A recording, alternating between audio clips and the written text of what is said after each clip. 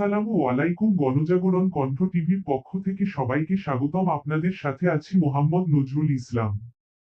সংবাদকর্মীকে সন্ত্রাসী হামলা ও প্রাণনাশের হুমকি, 6 লাখ টাকা চাঁদা দাবি, নিরাপত্তাহীনতায় পরিবার। দিনাজপুর জেলার বোচাগঞ্জ থানার অন্তর্গত সেতাবগঞ্জ কলেজ রোড রেলঘণ্টি এলাকায় সাংবাদিক খান মোহাম্মদ আহমজিদ, জেলা প্রতিনিধি, দৈনিক জায়জায়কাল এর উপর নির্মম হামলার ঘটনা ঘটেছে। গত 9 জুন 2025 সন্ধ্যা 5টা 30 মিনিট নাগাদ একদল সন্ত্রাসী তার উপর অতর্কিত হামলা চালায়। প্রত্যক্ষদর্শীদের বরাতে জানা যায়, ওই সময় সংবাদকর্মী আহমজিদ একা ছিলেন।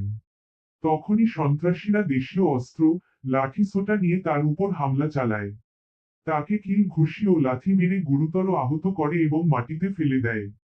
তিনি অচেতন হয়ে পড়লে স্থানীয় একজন ছাত্র জনতা মোহাম্মদ ফয়সাল তাকে উদ্ধার করে সেতাবগঞ্জ রেল স্টেশনে নিয়ে যান।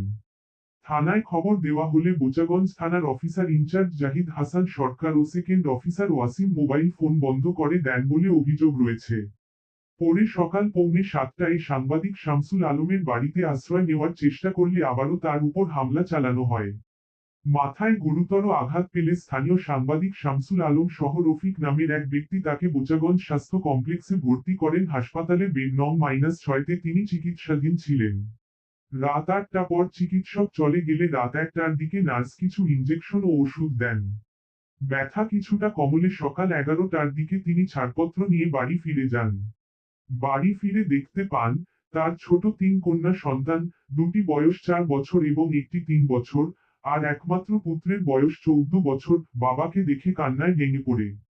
স্থানীয় সূত্রে জানা গেছে, গুচ্ছগ্রাম আবাসন 1 নং নাফানগর ইউনিয়ন পরিষদ এলাকার ইউপি সদস্য মোছাহ মীরা কাশ্মীরি স্বামী হালিম, মোহাম্মদ মালেক ওরফে চৌধুরী পিতা মৃত মসির উদ্দিন, স্টেশন পাড়ার রাসেল খান পিতা মজিদ ও তার সহযোগীরা আবারও হামলার পরিকল্পনা করছে।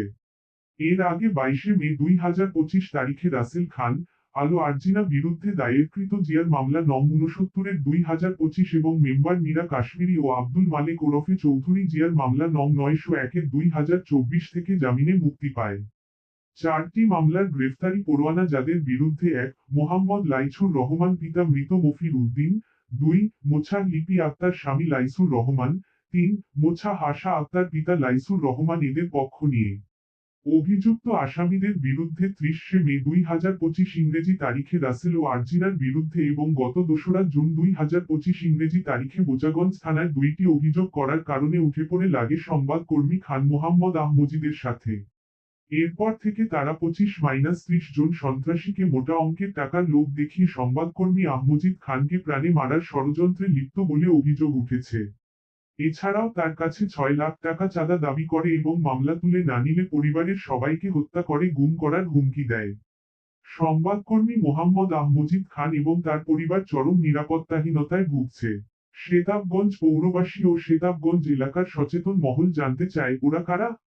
তাদের পেছনে কারা আছে? তাদের এত শক্তি কোথা থেকে? এই বিষয়ে পুলিশের ঊর্ধ্বতন কর্তৃপক্ষ ও দিনাজপুর ক্যাম্প -28-এর প্রতি আবেদন জানানো হচ্ছে, যেন সরেজমিন তদন্ত করে নিরপেক্ষভাবে দোষীদের শনাক্ত ও আইনের আওতায় আনা হয়।